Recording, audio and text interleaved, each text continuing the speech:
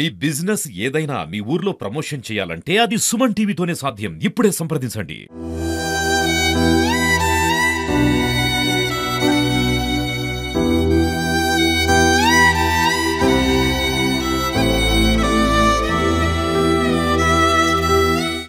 ప్రస్తుతం నేను ఖమ్మం నగరంలో ఉన్నటువంటి ఖమ్మం నగరాన్ని ముంచెత్తడానికి ప్రధాన కారణమైనటువంటి మున్నేరు వాగు వద్దున్నాను. ఈ వాగే ఒక్కసారిగా ఉధృతంగా ప్రవహించింది. చుట్టుపక్కల ఉన్నటువంటి అన్ని కాలనీలు కూడా ముంచెత్తేసింది. ప్రస్తుతం వరద ఉధృతి తగ్గింది. ఇప్పుడు సాధారణ పరిస్థితులు ఇక్కడ కనిపిస్తున్నాయి. సో ఒక విషయాన్ని అయితే మనం చెప్పాలి. ఎందుకంటే పంచభూతాలు గాలి, నీరు, ఆకాశం, భూమి, అలాగే నిప్పు, ఈ పంచభూతాలు ప్రతి మనిషి జీవితంలోనూ చాలా అవసరం. అలాంటిది అందులో భాగమైన నీరు ఇప్పుడు ఒక్కసారిగా ప్రళయాన్ని సృష్టించింది. ఇదే మున్నేరు వాగు వేల ఏళ్లను ముంచెత్తింది. కానీ అదే మున్నేరు వాగులో తిరిగి ఏ నీరైతే, ఏ వాగైతే తమ ఇళ్లను ముంచేసిందో అదే తిరిగి ఆ వాగులోకి వచ్చి ఇక్కడ ఉన్నటువంటి స్థానికులందరూ కూడా కేవలం బట్టలు మాత్రమే మిగిలాయి. ప్రతి వస్తువు కూడా వరదలో కొట్టుకుపోయింది. ఇంట్లో ఉన్నటువంటి విలువైన వస్తువులు, నిత్యావసర వస్తువులు, సర్టిఫికేట్స్, ఆధార్ కార్డులు, డబ్బు, నగదు, అలాగే బంగారం అంతా కూడా కొట్టుకుపోయింది. కానీ కేవలం కొన్ని బట్టలు మాత్రమే మిగిలాయి. ఆ బట్టల్ని ఏ వాగైతే తమల్ని రోడ్డు మీద వేసేసిందో, ఏ మున్నేరు వాగైతే తమను నిరాశ్రయులు చేసిందో అదే మున్నేరు వాగులో తిరిగి సాధారణ జీవితంలోకి రావడం కోసం మిగిలినటువంటి ఆ బట్టల్ని ఇక్కడ ఉతుక్కుంటున్నటువంటి స్థానికుల దృశ్యాలు మనం చూడొచ్చు. ఇక్కడ ఉన్నటువంటి వారందరితో కూడా మాట్లాడే ప్రయత్నం చేద్దాం. చూడొచ్చు చాలామంది ఉన్నటువంటి కొన్ని ఆ బట్టల్ని వాళ్ళు తిరిగి అక్కడ ఉతుక్కొని ఇక్కడ బట్టల్ని ఉతికిన తర్వాత తిరిగి వాడుకునేటువంటి ప్రయత్నం చేస్తున్నారు. మరికొంతమంది మిగిలినటువంటి బ్యాగుల్ని అక్కడ వాడుకుంటున్నారు. మరికొంతమంది కొన్ని సర్టిఫికేట్స్ ఇక్కడ చూడొచ్చు. ఇద్దండి, ఇటు చూడొచ్చు.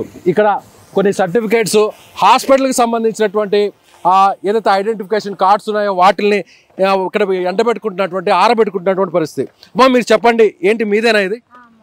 ఏంటిది?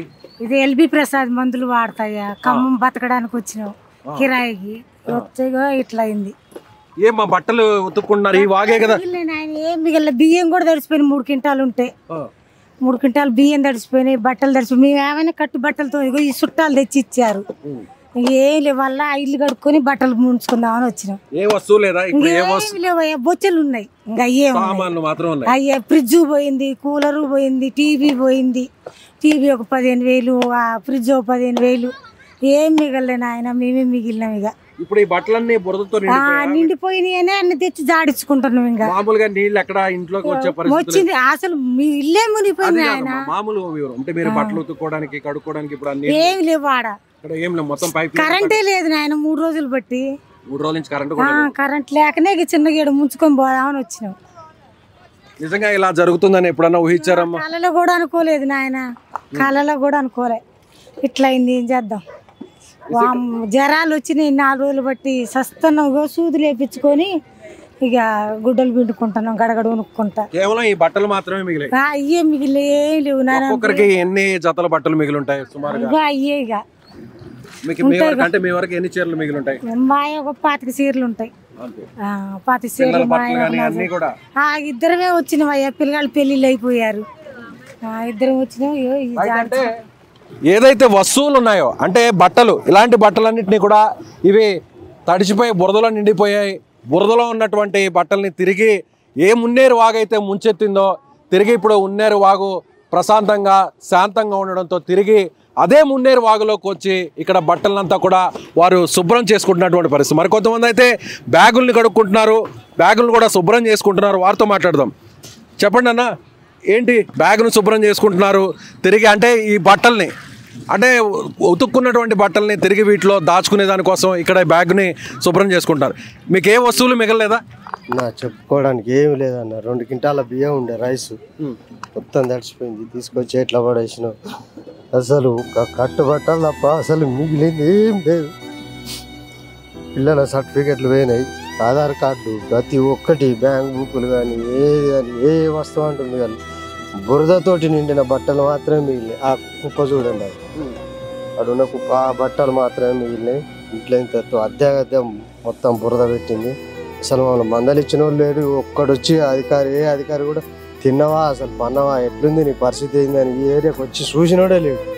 ఇందాక కలెక్టర్ గారు వచ్చారు, వచ్చిండా చూసింది, ఇట్లా చూసుకుని వెళ్ళింది. నిజంగా ఏం చేస్తుంటారన్న, మీరు ఏం పని చేస్తుంటారు? నేను ఆటో నడుపుతాను. ఆటో.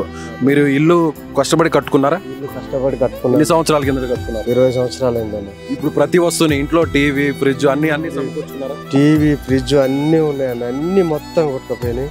అసలు ఏమంటూ లేదు. బురదలో కప్పుకొని ఉన్నాయి. ఆడ బయట రోడ్డు మీద వేసినా అక్కడే ఉంది.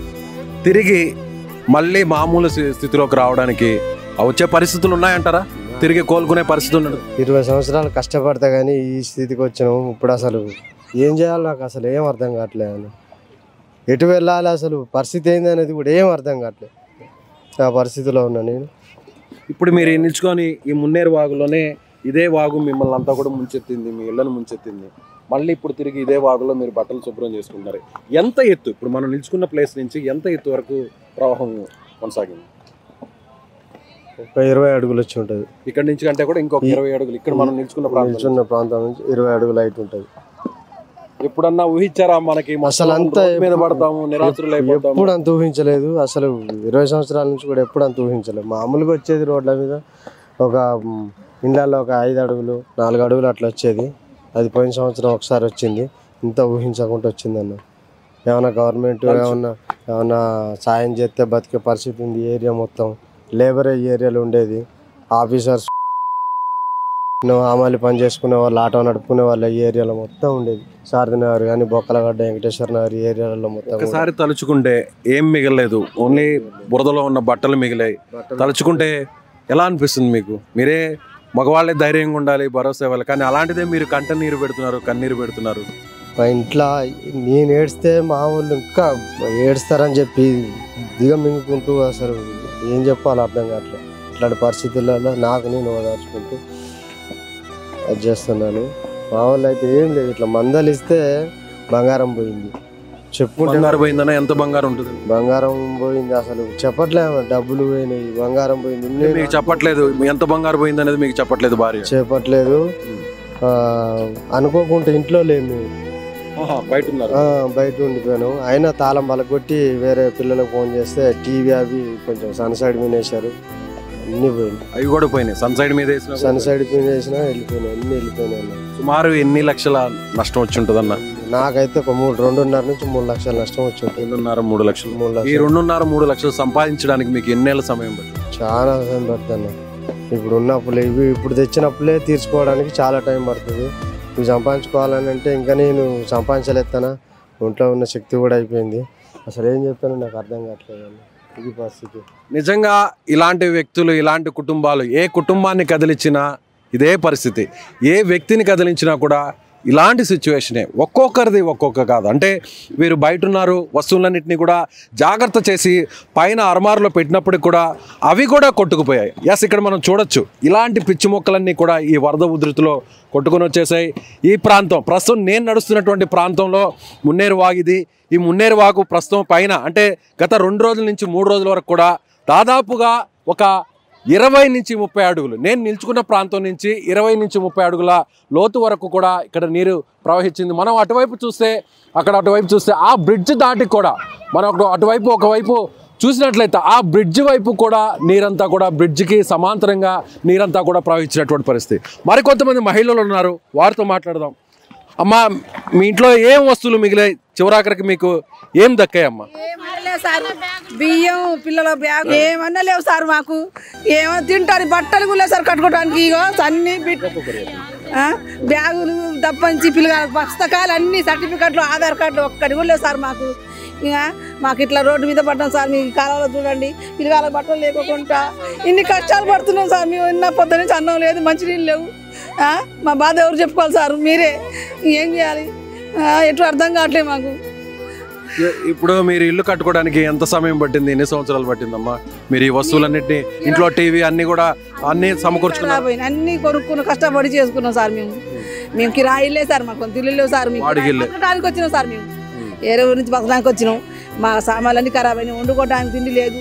నిన్న అన్నం పెట్టారు, అన్నం కూడా లేదు, ఏం లేదు సార్. గుడ్డలన్నీ, మంచినీళ్ళు లేవు, పిల్లగాల బట్టలు లేవు. ఎట్లా ఉతుక్కోవడానికి వచ్చినాం సార్? పొద్దున వచ్చినాం. వాళ్ళు ఎట్లా చేరాలి సార్? మళ్ళీ పప్పు పట్టకొస్తుంది.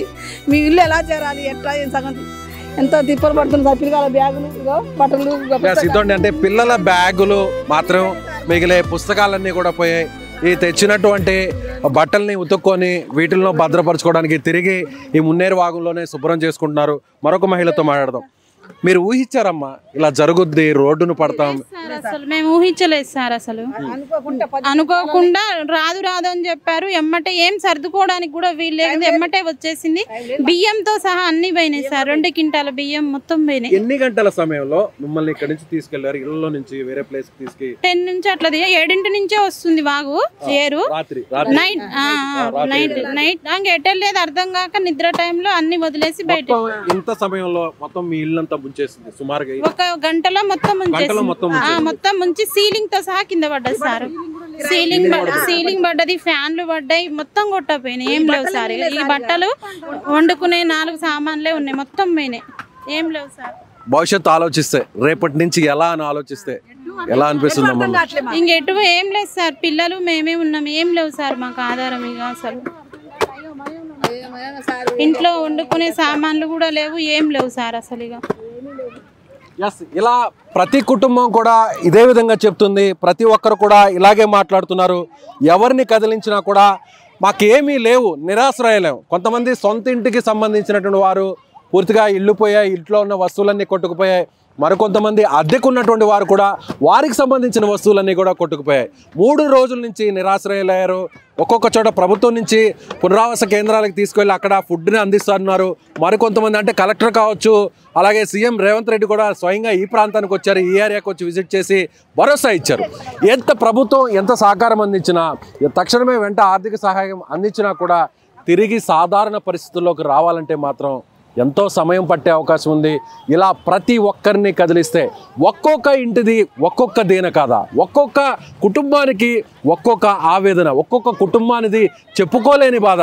మగవారు బాధపడితే ఆడవారు ఎక్కడ కుంగిపోతారో అని మగవారు ధైర్యంగా గుండె లోపల బాధనంతా దిగమింగుకొని ముందుకు వెళ్తుంటే, ఆడవారు దాచిపెట్టుకున్నటువంటి బంగారు నగలు కొట్టుకుపోతే ఆ విషయాన్ని భర్తకు చెప్పలేనటువంటి పరిస్థితి. అప్పటి వరకు భర్తకు తెలియకుండా రూపాయి దాచిపెట్టుకుంటూ మహిళలందరూ కూడా కుటుంబాన్ని అవసరాలకి వాటిని వినియోగించుకునేటువంటి పరిస్థితి కోసం కొంతమంది దాచిపెట్టుకుంటారు.